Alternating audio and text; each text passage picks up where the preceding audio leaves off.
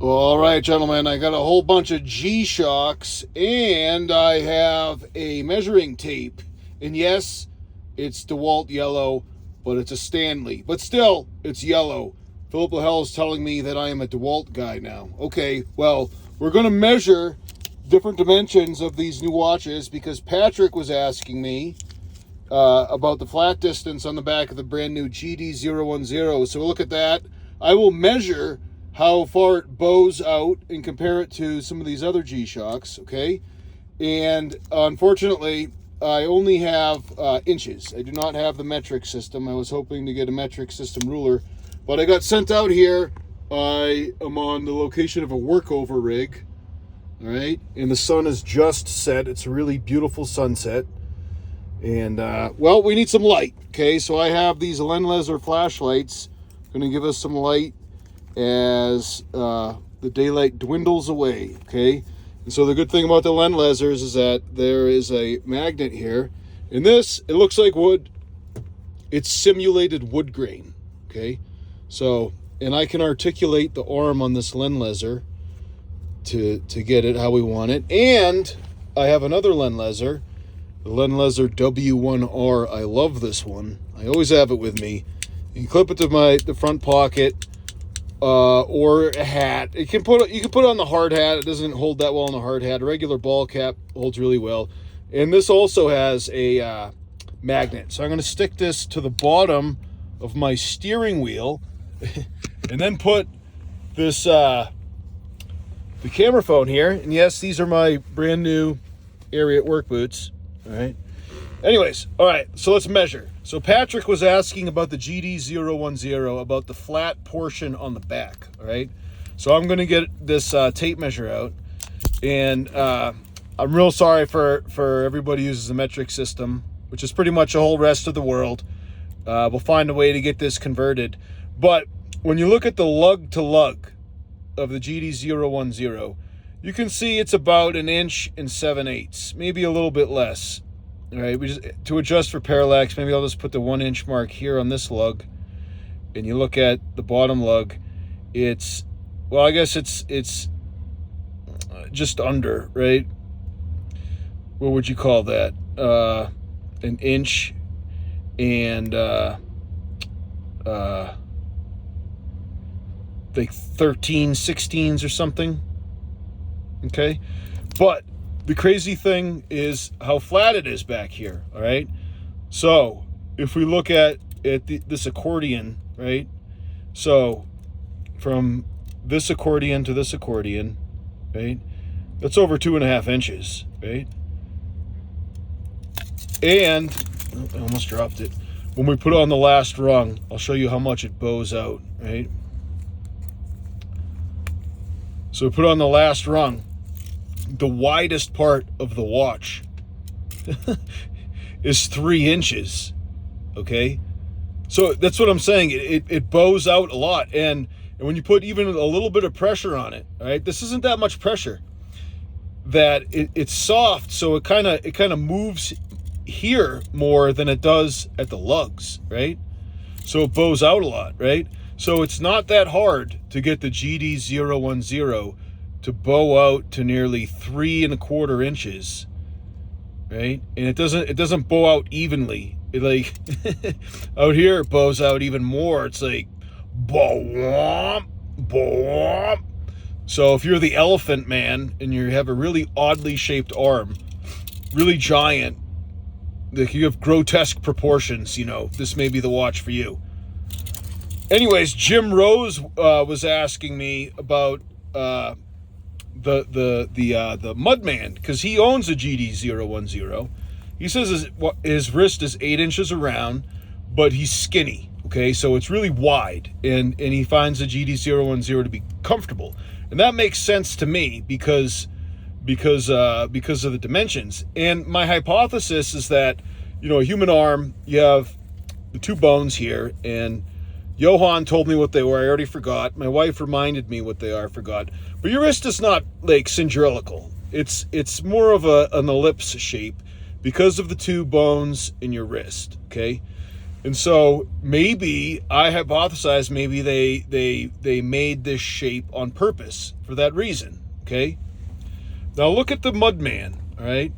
Now, so the Mudman has these hard plastic wings. So the flat portion on the back, you know, is narrower. Okay. So I mean, you look at between these two wings, we're at, you know, like two and a quarter inches right there at the end of the wings, and the band is forced downward. Okay. And the lug, we can't really, I guess these screws are the lugs. I'll try and do the same thing. I'm going to put the 1 inch mark right here. And so, yeah, the lug distance does seem to be wider, but I'm not sure that those screws are the lugs. I'm not 100% sure. To look at G-Shock Go, see if he took this one apart.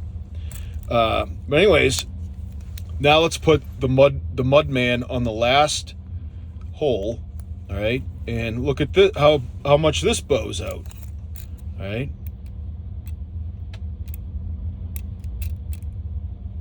That's like 2 5/8, right? So 2 5/8 inches. So it's significantly less. That's pretty wild. Now, I'm a big wrister. Some of you might say, oh, Jim, well, you must love the GD010 a lot better. Here's the paradox with the GD010, all right? The band is not longer. The band is shorter. That's the wild thing. I don't even know if like paradox is the right word. You know, I only have a double-digit IQ, but look, the band of the Mudman is longer on that side and on the buckle side. Okay, so the Mudman has a wider circumference, but it's cylindrical in shape. Okay, it doesn't bow. All right. Now, when I first put this on, I was like, wow, this is pretty uncomfortable.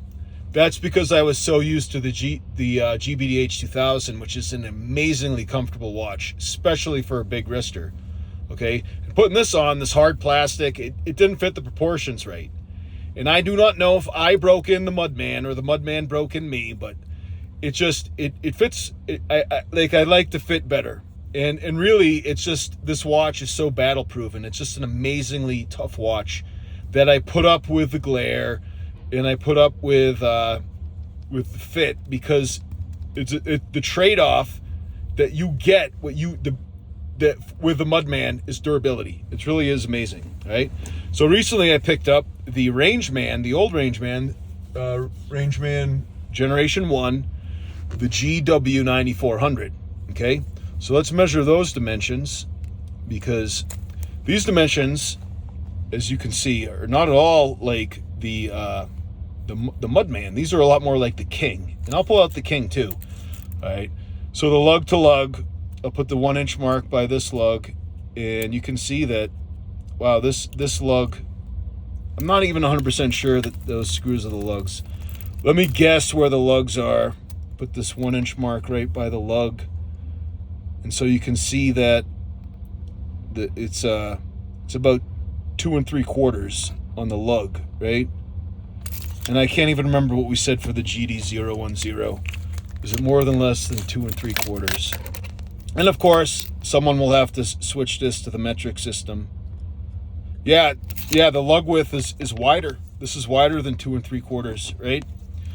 So the lug width is a little bit wider of the GD010s compared to the Rangeman GW9400, okay? Now let's look at the flat part, because Patrick C was asking me about the flat part. So the flat part here against the watch is, what would you guys call that? 2 1/4, right? And then when you look at like kind of where the accordions are, we're talking about maybe, you know, like 2 5/8, I guess, right? Kind of hard to tell. Now let's see how much the Rangeman bows out. Putting it on the last notch. And by the way, the problem with putting this one on the last notch is that the barb on the end of the band is in the keeper. All right. So the bow on this one is, I don't know, right about, it's inside of 2 3/4, right? Just inside of 2 3/4, depending on how you're actually holding this this tape measure. right? And so then you can see that the amount of flex on this band is not nearly as much as on the GD010, okay? And the thing is that one thing guys have to be aware of is that this is the GW 9400Y. Okay, it's the yellow. It has a DeWalt accents, right? And so I think that they may have upgraded some aspects of this watch as compared to the regular old Milwaukee accented GW 9400. Okay, because I believe that the screen might be updated. So it's possible that this plastic may flex differently than the red GW 9400-1. Okay, so pay attention to that. And I'm thinking of just getting one. I mean, like the Rangeman, these Rangemans, all the different colors, the price is going way down. All right, I'll leave a link below, for the Rangeman on Amazon. And I know that normally I say, buy from G-Shock. You have the confidence of the warranty, and also you get the G-Shock points. But the prices are they're dropping. they're getting close to $200 in some places for the old Rangeman. And for some people, that may make a lot of difference, compared to the Mudman retail is $380, okay? Some people on a budget might not want to pay premium for what the Mudman has to offer. Might be fine with this Rangeman. And this yellow sold out. I cannot find it on Amazon. Okay, I bought this one from G-Shock, and I was going to I left a link on the original video to buy this yellow one from Amazon, and it is sold out. It's not available. Okay, the red one, the Milwaukee one, still is. So the moral of the story is that if you're thinking of buying any one of these, don't wait, all right? If you can afford it, just get it. If you wait, it might be too late. All right, so what else do you guys want to see me measure while I have the tape measure out? Why not look at the King, all right? Let me just reach back here. I do have the toolbox. I do not have all of them, all right? Here we go, the King. It's dead. The King is dead. Gentlemen, he just needs some sun to come back, to rise from the dead. He's been in the box for too long, but the wrist time has been split among all of these contenders. All right, the GXW56BB. This is a predecessor to the Rangeman, actually. It's the first watch I wore that I thought was too big. Well, not too big, but I didn't have to wear it on the last notch. Right? I wear this one on like notch number 3, all right? So what is the lug to lug? Well, let me just undo this buckle. This watch is so big and beefy. It shouldn't be, you should own it. If you're thinking of buying it, you should buy it, but this cannot be your only watch. All right? You have to have a watch that can fit under sleeves. All right, let me put the 1-inch mark right here where I suspect the lug is, and it looks like this one could be 3 inches. It's really hard to say. It might be less. It might be 2 and I don't know, 2 7/8. So you can see the lug width on all these is about the same. I mean, if we're to switch it over to the metric system, we'd say, it's just a few millimeters difference from one to the other. It's not a big difference. But the flat part is, because this, like the Rangeman GW 9400, the flat part, where are we looking at here? That's pretty dadgum close to 2.5 inches right there. We're looking at the flat part, right? Maybe right inside of maybe 2 3/8, right? So it's pretty wide. And I already forgot what the measurements were in all the other ones. I'm gonna have to measure that again. All right.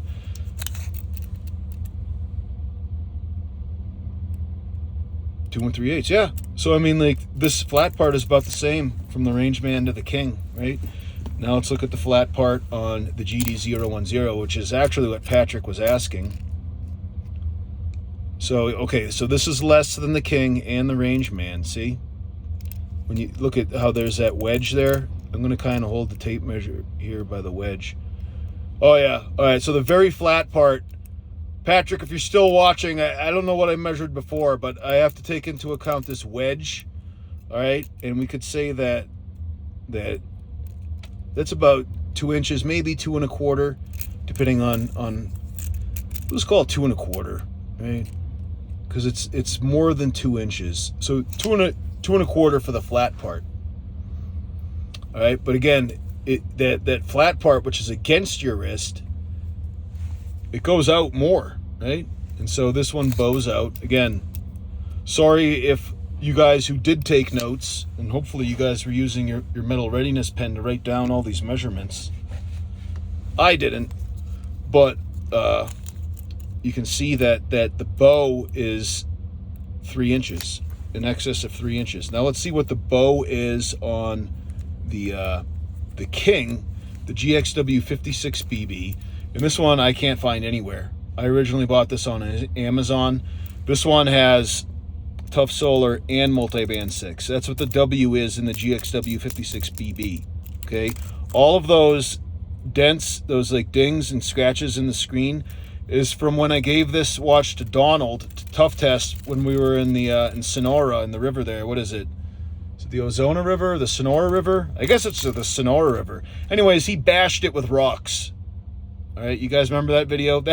So it's really scratched up. Donald, and I guess he was just a baby at the time, smashed rocks into this King to tough test it.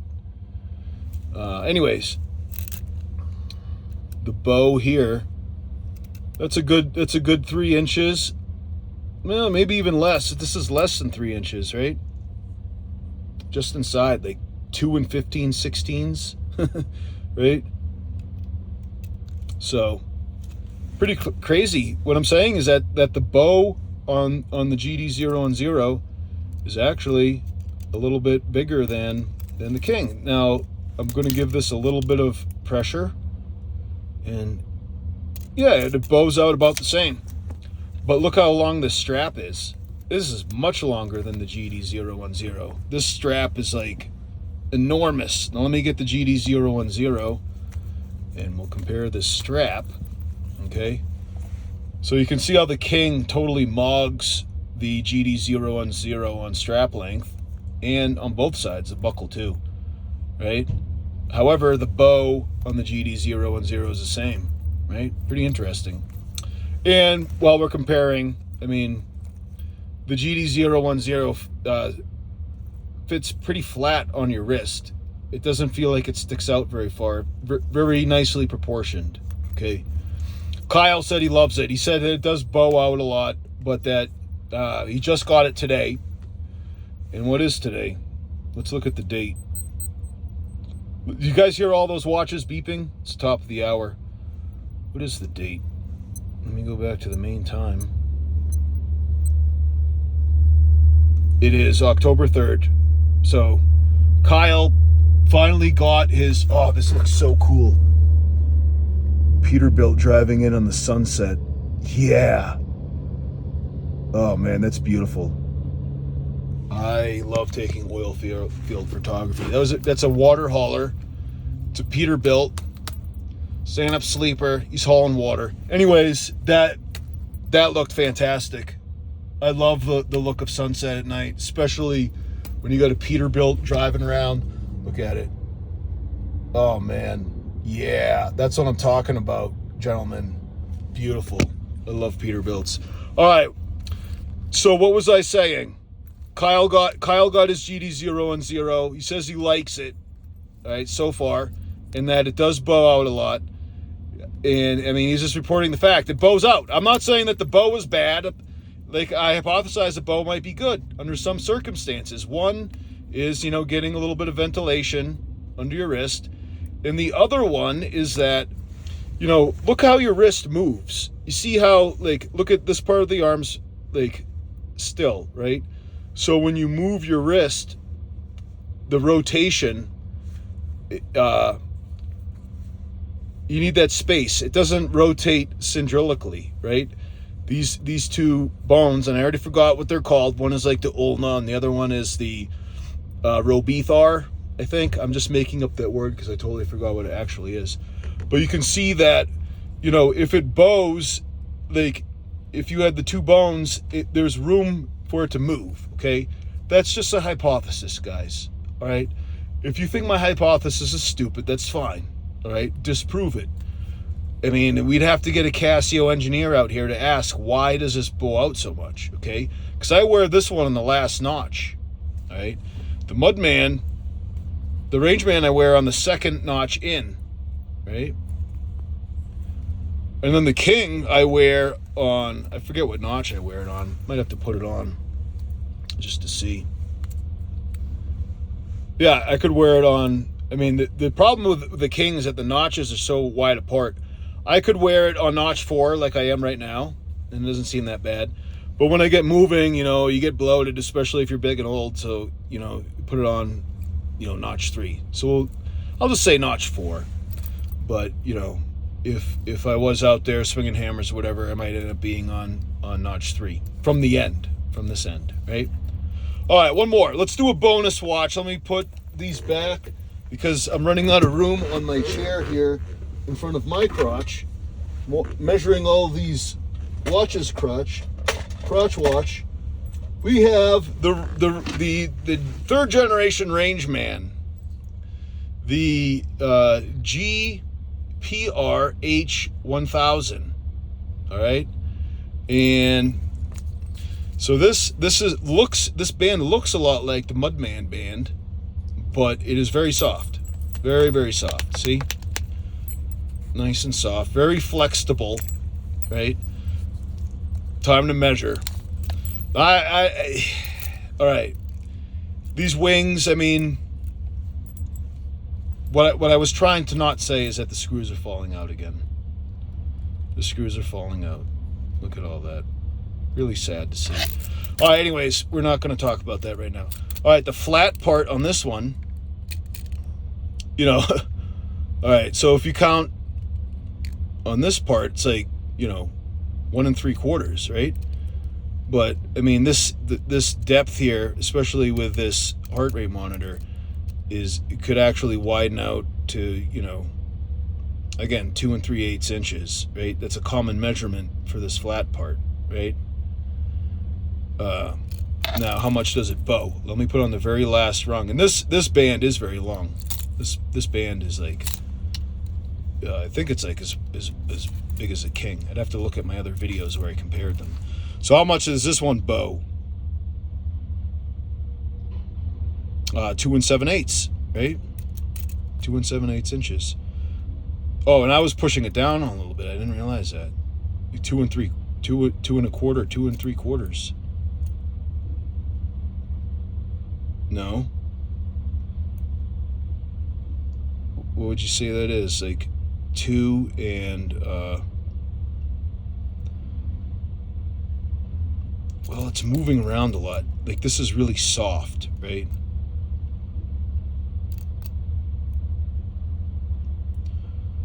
So we say 2 7/16. Just over 2.5, right? 2 7/16. I guess that's how much it bows. Doesn't bow out that much, right? So it does a pretty good job staying straight. All right. So anyways, guys, I don't even know how many of those measurements were actually correct on account of my double-digit IQ. Who knows? Maybe I was like holding the tape measure wrong. I'm sure that some of you guys watching with OCD are going to correct me in terms of the measurements that I took, and you know, we'll find a way to either get a metric system ruler. I believe I do have one at home. It's not a tape measure. It's like one of those folding out rulers, and it's from Sweden. And we can measure. Maybe I can find a metric tape measure somewhere, or we can just convert all of the measurements. All right.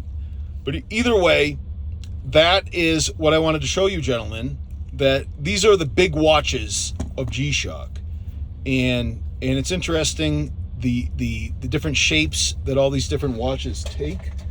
And it's also interesting. Oh, I accidentally grabbed this one. This one's a, you know, for small wristers, the GBD, what is it? The GBD 500? GDB 500. All right. My son Steve, asked my son Steve to wear it, and he's just sticking with the MRQ, the MWR 100H or whatever it is. This one's good for small wristers, right? So it only bows out to like 2 3/8, maybe like 2 7/16, right? Oh, I meant 2 9/16 for this. I think I said the wrong number because I'm kind of dumb. Yeah, 2 9/16. So I correct my measurement earlier. The problem is it's like moving so much. I said 2 7/16. This would have been 2 7/16. This is 2 8/16, 2.5. This is 2 9/16, right? So the same thing we have here, right? So it's like less than 2.5 inches of bow, and then of the flat part here is like 1.5 inches, right? And then from wing to wing, 2 inches, right? So this is for small wristers, okay? It's tiny, all right? Look at the difference. You could fit the GDB 500 into the band of the Rangeman GPRH 1000, okay? So it's good to see this, all right? Now, the reason why I never had G-Shocks like in the past is just they actually didn't make bands that were long enough when I was a younger man, right? It's only recently that they started making longer bands. As crazy as it sounds. So now they make some watches that are good for big wristers and some that are good for small wristers, right? I think that's good that there are options available, right? But I like the diminutive watches. Like I like this kind of style where it's narrow. It's kind of like Tank's watch, the Cartier, right? It's narrow, it's diminutive, it will fit under your sleeve, but the band is just too short, and that's a crying shame, right? And so it's kind of a fallacy to think, oh, you're a big wrister, you want a giant watch. Well, it's difficult enough walking through doorways being big. Adding on a big watch does not help a lot. Gentlemen, Jesus is the way, the truth, and the life. No man comes to the Father except through him. I'm Jim Kincaid. Thanks for watching.